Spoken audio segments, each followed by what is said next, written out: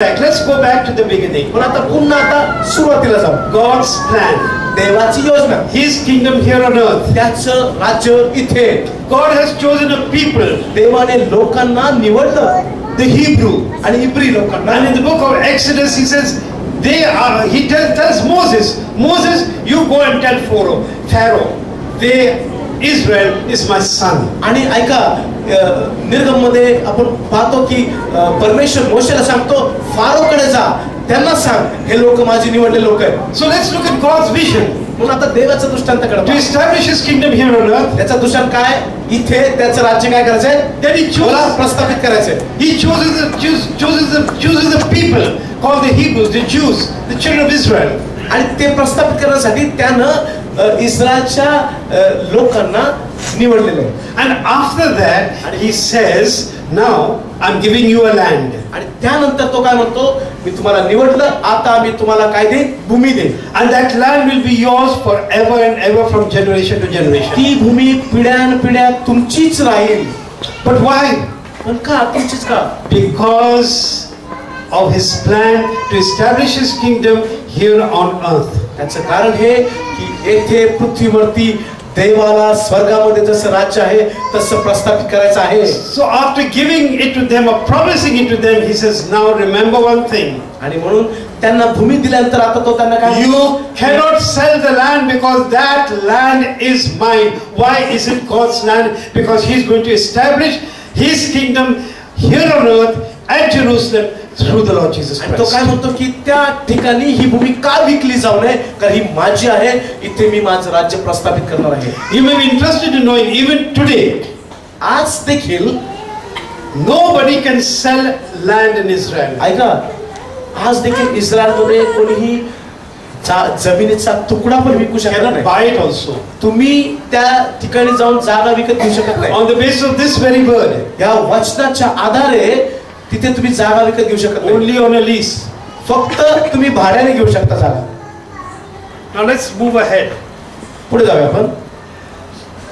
If 700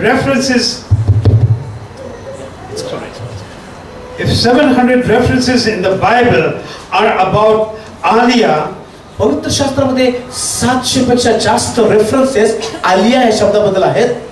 I have picked out 3 references so that we can look at them and understand them for ourselves. मी 3 वचने निवडलेले आहेत जे आपण पाहू आणि समजून घेऊ हा शब्द काय. Now all the 3 references, because they are long, we are not going to read them out. They will be there on the monitor, and those of you who are taking notes, you can take it and go home and read them. तुम्ही त्याचे notes घ्या, कुठे लिहून घ्या, ते references घरी जाऊन वाचा. मोठे आहेत म्हणून आपण इथे वाचतात नाही. But because you are such good people in such a good church with such a good pastor, it will be much easier for me to move fast. आणि तुम्ही इतके चांगले लोक आहात, इतकी चांगली मंडळी आहे, इतकं चांगला पालक तुमच्यासाठी आहे, मला लवकर जायला खूप चांगलं होईल. You are a happy people. तुम्ही आनंदी लोक आहात. You are a knowledgeable people. तुम्हाला कळतंय मी काय. You are led by the Holy Spirit. पवित्र आत्म्याच्या द्वारे तुम्ही चालतात. God teaches you many things. आमेन. पवित्र आत्मा तुम्हाला आज शिकवत आहे का? So I'm going to remind you. Amen. In Genesis chapter praise the Lord. Yes. In Genesis chapter 15, don't take it out, I'll just refer to it. Genesis chapter 15, Abraham, who still at that time Abraham, God puts him into a little bit of a vision or a sleep and gives him the first prophetic word of all that's going to happen, and it is in verses 13 and 15. Genesis 15 verse 13 and verse 16. उत्पत्तीमध्ये 15 आणि त्याचं जे 13 वचन आहे, तेथे परमेश्वर अब्रामाला एक दृष्टांत देतो. त्या दृष्टांतामध्ये परमेश्वर सर्वात प्रथम ही गोष्ट त्याला सांगतो. And in verse 16, never mind, we'll move forward. In verse 16 he says, फक्त लिहून घ्या ऐकत राहा. But after a period of 300-400 years, your generations will be brought back into the land. That is the first prophecy of the Aliyah. 16 वचनामध्ये सर्वात प्रथम परमेश्वर पृथ्वीवरती ज्या माणसाशी बोलतो तो अब्राहम, त्याला म्हणतो की 400 वर्षाच्या दासत्वानंतर पुन्हा माझे लोक त्या भूमीमध्ये येतील. Now you are going to say, oh brother, oh वही Aliyah है क्या? Oh ho. Now I understand. I have read earlier also. तुम्ही हे वाचलं असेल, ते वाचलं असेल तिथे आलिया शब्द सापडला नाही, पण तुम्हाला माहिती आहे ह्या शब्दाचा अर्थ होतो Alia. First prophecy of the Aliyah. पहिली प्रॉफेसी, पहिली भविष्यवाणी आलियाची ही आहे. Then we move on. मग आपण पुढे जाऊया. If we turn to Isaiah chapter 11 यशया 11 काढू आपण. यशया 11 and verse 11 and 12. यशया 11 आणि 12 कोणीतरी वाचा. यशया 11वा अध्याय 11 आणि 12. Monitor. त्या समय असे होईल की अश्शूर, मिसर, पश्तोर, थूश, एलाम, शिनार, हमात व समुद्र तीरीचे प्रदेश येथून प्रभू आपल्या लोकांचा अवशेष आपल्या हाताने खरेदी करून दुसऱ्यांदा सोडवी. तो राष्ट्रासाठी निशाण उभारी व पृथ्वीच्या चारी दिशाकडून इस्रायलातल्या घालून दिलेल्या एकवट करी व यहूदातल्या परागंदा झालेल्या गोळा करी. So what we find over there is in verse 11 it says, Lord is saying now and prophetically that once again I will stretch out my hand for Israel to come back. आणि पुन्हा एकदा प्रभू म्हणतो की पुन्हा एकदा मी माझा हात उभारीन आणि इस्रायलाला मी या सगळ्या देशातून एकवट करीन. And they will gather. Verse 12. 12 वचन काय म्हणतं? Can you just take out verse 12? 12 वचन काय म्हणतं बा? Okay. And verse 12, this word is used, and I will regather Israel into Israel. What is it in Marathi? घालविलेल्यांना एकत्र पुन्हा मी जमवीन, यहूदाच्या पांगलेल्या पृथ्वीच्या चारी कोपऱ्यातून एकवटीन. Now I want you all to understand. Let us understand it. समजून घ्या हे वचन. This is God's plan. ही देवाची योजना आहे. God's plan never fails, देवाची योजना कधी पडत नाही and it will never fail. आणि त्या कधी अयशस्वी होत नाही. Now in this prophetic word, आता ह्या वचनामध्ये Lord has now said Israel is going to get scattered, but I will gather them all over again. आधी आपण पाहिलं परमेश्वर म्हणाला ते विखरले जातील, पण मी त्यांना पुन्हा एकत्र करेन. आता हे वचन म्हणतं मी त्यांना अशा प्रकारे एकत्र The Lord is speaking to you. Go home and read the whole chapter. जर तुम्हाला असं वाटत असेल तर 11वा अध्याय पूर्ण वाचा, तुम्हाला कळेल Now काय. you're going to say, oh brother, oh that is also Aliyah. Yes, I've read Aliyah. मग तुम्ही आता म्हणाल की या ठिकाणी पण आलिया हा शब्द येतो. The word was not even pastor never told me. You also never told me. Nobody told me. Is this Aliyah? Yes, yes. Now we understand better. शब्द आलिया हा सापडणार नाही, पण ते वाचताना तुम्हाला कळेल की देवाचा दृष्टांत काय आहे पहा, त्यांना एकत्र करायचा. Now I'll give you a better reference. आता पुन्हा एक दुसरा रेफरन्स देतो. Turn with me to the book of Ezekiel, यहेजकेलाच्या पुस्तकामध्ये वळा chapter 37. आणि 37वा अध्याय काढा. Now I'm going to help you and you'll help me. आणि कृपया तुम्ही मला मदत करा, मी पण तुम्हाला मदत करतो. This is the great vision that Ezekiel is seeing. यहेजकेलाला हा फार सुंदर दृष्टांत पडला होता. In the spirit, the Lord asks him, आत्म्यामध्ये परमेश्वर त्याला काहीतरी सांगतो. Ezekiel, what do you see? यहेजकेलाला म्हणतो, यहेजकेला तू काय पाहतोयस? Okay, now you all help me. आता तुम्ही मला मदत करा please. You go, Ezekiel, please. I want their help. मी नाही मदत करणार, तुम्ही त्यांना मदत करा. What is this chapter called by Bible reading churches? पवित्र शास्त्रामध्ये या अध्यायाला काय म्हटलं गेलं बघा जरा प्लीज, बघा तुमच्या पवित्र शास्त्रात बघा जरा. English में सांग. The valley of dry bones. The valley of dry bones. सुकलेल्या हाडांची खोर. Right. And from verse 1 to verse 14, we see all the descriptions, all that has happened, how the dry bones came to life. कृपया हा ते गरजन वाचत तुम्ही पाहाल की कशा प्रकारे शुष्क झालेल्या अस्थी पुन्हा एकत्र आल्या, त्याला मांस चढलं आणि ते उभे राहिले. Now we know that Ezekiel was frightened, confused, and just didn't know what was happening. आणि हे होत असताना यहेजकेल घाबरलेला होता, थरथर कापत होता, त्याला कळत नव्हतं काय चाललंय. And then what does God say to Israel?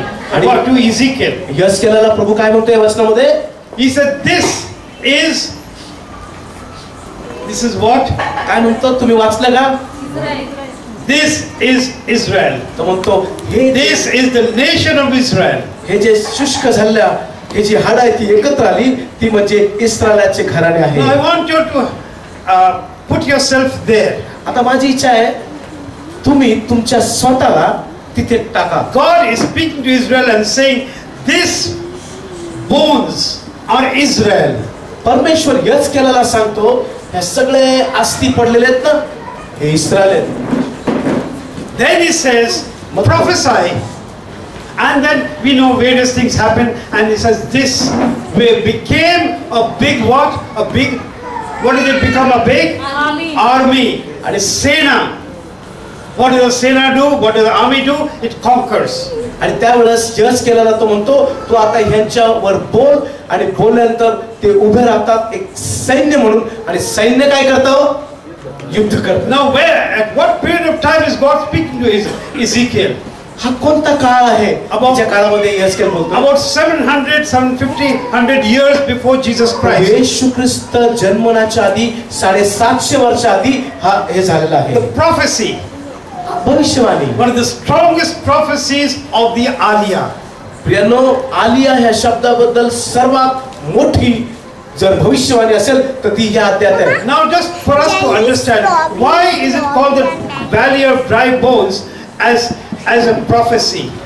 यहेजकेलाचा 37वा अध्याय याच्यामध्ये असं का म्हटलं? सुकलेल्या हाडांचं खोरं असं का म्हटलंय? You know, Israel came to life a second time in 1948. Israel हा देश अस्तित्वात आला 1948 साली. For 1900 years, 1900 वर्ष Israel was scattered, broken and finished. ऐका, इस्रायल यांना विखरण्यात आलं होतं, ते विस्कळीत झाले, ते त्यांची पांगापांग झाली होती. Nobody thought Israel will ever come back. कोणालाही असं वाटलं नाही कधी But there was इस्रायल लोक, but the word of God, पण देवाचं वचन, they will come back. देवाचं वचन जे म्हणतं, These dry bones will take life. देवाचं वचन म्हणतं ते शुष्क जे असते ते पुन्हा मांस धरतील. First they will come together. That's the Aliyah. प्रथम देवाचं वचन म्हणतं ते एकत्र येतील, आलिया होईल. Then what is going to come upon them? Flesh is going to come upon them. त्यांच्यावरती मांस चढेल असं म्हणतं देवाचं Then वचन. skin will come. मग त्यांचे कातडी येईल, And then the spirit and life will come. त्याच्यामध्ये जीवन येईल. That's in 14 verses we read that.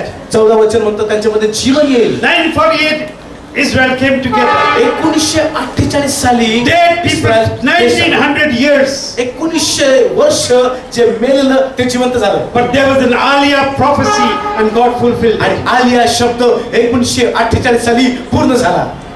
Hallelujah.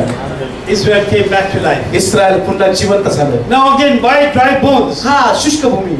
Why dry bones? का शुष्क हाड? 70, most about 80% of the people, Jews that came back to Israel after the Second World War were from Russia, East Europe, some of these other eastern countries, and some from Spain.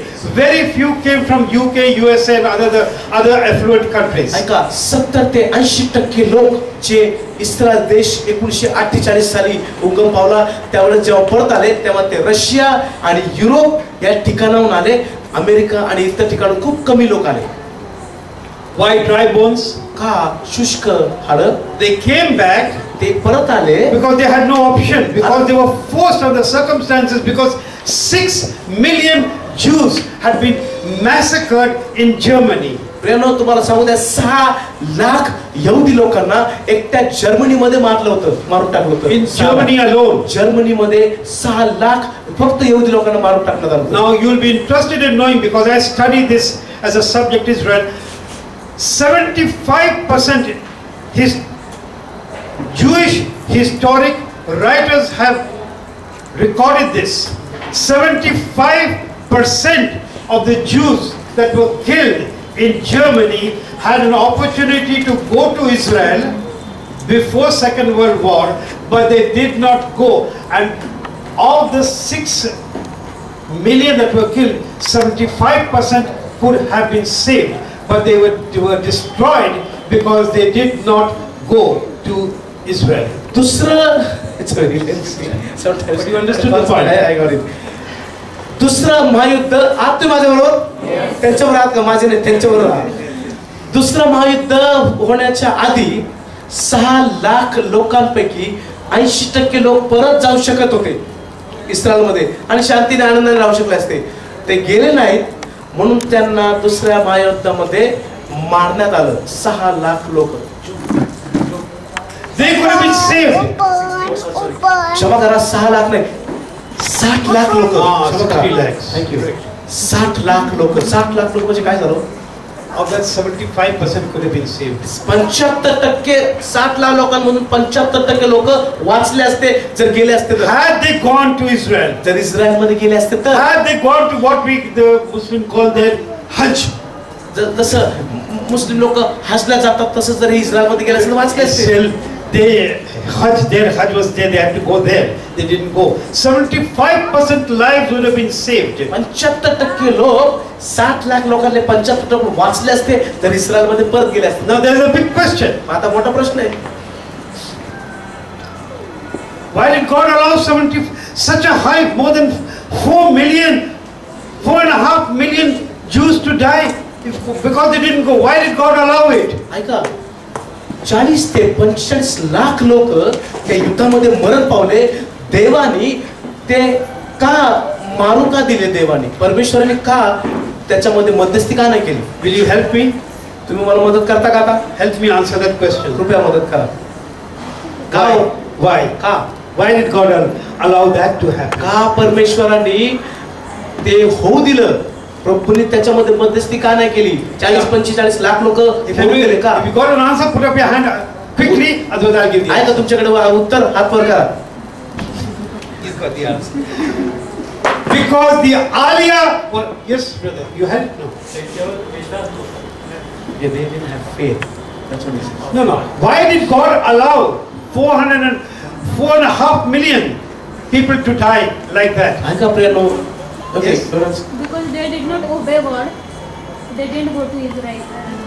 They had Okay, a that's choice. half the answer. Answer is correct, half the answer. अर्धच उत्तर बरं आहे. Yeah. बरोबर आहे. I'll tell you what. I'll complete it for her. पूर्ण उत्तर देतात ते. Because the Aliyah was so important to God that if 4.5 million people died, well, they died. But the kingdom of God has to be established. We all have to die. He said, all right. You want to die here, you die here. उत्तर हे But आहे. you have to die. ऐका उत्तर हे आहे. आलिया हे इतकं महत्वाचं होतं देवाला. सर्वांनी एकत्र येणं. ते एकत्र जाऊ शकले नाही. त्यांची जायची इच्छा नव्हती म्हणून परमेश्वर म्हटलं ठीक आहे तुम्हाला इथे मारायचं मारा. पण देवासाठी सर्वांनी एकत्र येणं फार महत्वाचं आहे.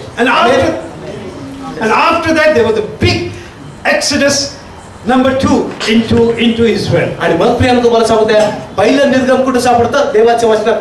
दुसरं निर्गम जे आहे ते दुसऱ्या महायुद्धानंतर मग लोक आपलं सर्व काही सोडून When they went there was nothing there. There's just open land. जेव्हा इस्रायलमध्ये ते पुन्हा दुसऱ्या महायुद्धानंतर गेले त्या भूमीत काहीच नव्हतं प्रियांनो. Completely arid, completely dry. Nothing was there, nothing at all. संपूर्ण इस्रायल देश हा पूर्ण रुष्क होता. But they had nowhere to go. Where are they going? Like a mother and father says to the child, you have nowhere to go. Go home. आणि Not जसं going home. Go home. Not going home. Suffering. Go home. Some die, but some go. Those go to the home are blessed. आणि That's what happened. आई वडील म्हणते लेकरांना घरी जा. जे लेकर ऐकत नव्हते ते मरत होते. पण मग त्यानंतर अनेक जण त्या देशाकडे पळून जायला लागले. Now let me tell you something that will be interesting. आता एक फार इंटरेस्टिंग गोष्ट सांगतो. This out of the 7 feasts of Jehovah, the feast of tabernacle is the 7th one which I mentioned. 7 उत्सव मी तुम्हाला सांगितले नाही का? 7 उत्सवापैकी एक उत्सव जो सांगितला तो पुन्हा रिपीट झाला तो कोणता? निवास मंडपाचा. Okay. Right. Now these feasts are celebrated every year. हे जे उत्सव आहेत हे दरवर्षी साजरे केले जातात. And the 7th feast of tabernacles, when that is over, then all the annual feast is finished. Then they start afresh with the feast of Passover in the next year. आणि मग काय करतात ते 7 उत्सव झाले की पुन्हा ते पहिल्या उत्सवाकडे येतात आणि चालू करतात. If you have a chalk, I would explain it to you, but it's all right. If you got a chalk, I'll explain it to you. You've got feast number 1. पहिला उत्सव जो आहे 2, दुसरा 3, तिसरा 4, चौथा 5, पाचवा 6, सहावा 7, सातवा. Actually, there are many more feasts, but these are the most important ones. हे महत्वाचं हे 7 उत्सव आहेत. But after the 7th is over, 7वा उत्सव झाल्यानंतर go back to the first. ते पुन्हा पहिल्या उत्सवाकडे जातात. So the cycle is completed after this main feast of the Feast of Tabernacles. मग हा जो सर्कल आहे, जे वर्तुळ आहे, हे 7 उत्सवांनी पूर्ण होतात. Now, very important. महत्वाचं आहे, When the last feast is over, which lasts for 7 days, 7वा उत्सव 7 दिवस राहतो. 7 when दिवस. the children of Israel are living in booths, आणि मग booths means tents. ह्या उत्सवामध्ये काय करतात तर सर्व इस्रायल लोक तंबूमध्ये राहतात. येऊन तंबूमध्ये. Of the last part of the feast, त्या उत्सवाचा सर्वात शेवटचा जो भाग तो अशा प्रकारे साजरा when करतात. the children of Israel now all going back to their respective places, आणि उत्सव झाल्यानंतर जेव्हा ते पुन्हा आपल्या घरी जायला लागतात तेव्हा do you know what they say? तुम्हाला माहिती ते काय म्हणतात? Help me, please help me. कोणी सांगेल का? कोणी सांगेल का? I'm little weak. कोणी सांगू शकेल का? काय म्हणतात? Of course, they must be saying shalom. Shalom म्हणत असतील Like नक्की. we say, praise the Lord. आपण जेव्हा प्रेस लॉर्ड म्हणतो ते शालोम Bye, म्हणतात. goodbye, have a nice journey. Bye bye म्हणत असतील. प्रवास सुखाचा वास म्हणत You're असतील. going there, I'm going here. तू तिकडं मी इकडं असं म्हणत असतील. But last, you know what they say? पण शेवटचा शब्द काय म्हणतात माहिती का? They put hands together ते like this. हात मिळवतात असा. Next year in Jerusalem, that is their parting word. Next year in आणि Jerusalem. त्यांचा शेवटचा शब्द असतो पुढच्या वर्षी येरुशलेम. आमेन. Now we are talking of a time when Israel was all scattered. There was no Jerusalem for them to go to. आणि अशा वेळेबद्दल आपण बोलत आहोत की जेव्हा त्यांना येरुशलेम नव्हतं, कुठे जायला जागा नव्हती, पांगापांग झाली होती. They are living on a promise. ते एक वचन घेऊन जगत होते. जगात कुठं होते माहित नाही, पण वचन घेऊन जगत होते. What is the promise? वचन काय होतं? त्यांचं वचन काय होतं? Jerusalem is given to them. त्यांचं वचन काय होतं? Taken away. Jerusalem. God will give it back to us. त्यांचं वचन काय होतं की परमेश्वर त्यांना पुन्हा येरुशलेम देईल, इस्रायल देईल. Next year in Jerusalem. ते काय म्हणायचे? पुढच्या वर्षी. You see, but what happened? We can keep saying that from the mouth and not mean it from the heart. मुखाने बोलू शकतो पण मनापासून कदाचित आम्ही बोलत नसेल. And that was what was happening. आणि तेच होत होतं. But God's plan cannot change. पण ऐका, देवाची योजना कधी बदलत What नाही. is God's plan? देवाची योजना काय आहे? What is God's plan? काय होती? His kingdom here on earth at Jerusalem through the Lord Jesus Christ. त्याचं राज्य येशूकडून या पृथ्वीवरती आणि त्याची सुरुवात कुठे होईल? येरुशलेममध्ये. And when the children of Israel became loose and complacent and cold and just repeating it, God had to give a push to them. जेव्हा इस्रायल लोक थंड झाले, निराश झाले, हताश झाले, तेव्हा परमेश्वर येऊन त्यांना मागून धक्का देऊ लागला. You know, many of us have children and some have grandchildren also. बऱ्याच जणांना तुम्हाला लेकरं आहेत, काही जणांना नातवंड आहेत. This is my grandchild. हा माझा नातू आहे. Whether he is good or bad, he is still my grandchild. वाईट आहे का चांगलं आहे कसं असतं पण नातू आहे. Whether he is naughty or not naughty, he is still my grandchild. खोडकर आहे का नाही ते जाऊ द्या बाजूला, पण हा नातू आहे. And I'll do everything for his good. पण ह्या नातवासाठी सगळं काही मी चांगलं And करेन. whether he likes it or not, त्याला आवड न आवडो, I'll still do it. मी त्याच्यावर प्रेम करीन, त्याचं चांगलं करीन. And he will say, I'm very angry with grandpa. आणि तो कधी कधी म्हणाल हे आजोबा बरोबर मी खूप It रागवलोय, doesn't change anything. पण त्याचं काय फरक Now I will नाही. tell him, please go there and do this. मी त्याला कधी कधी म्हणतो जा बाळा हे करून ये. Okay. तो असं असं म्हणून करतो. अरे go. अरे जा ना बाबा. होय, जातो ना. अरे go ना. अरे जा की. होय, जातो. He's still standing here. तरी उभाच What will आहे. I do next?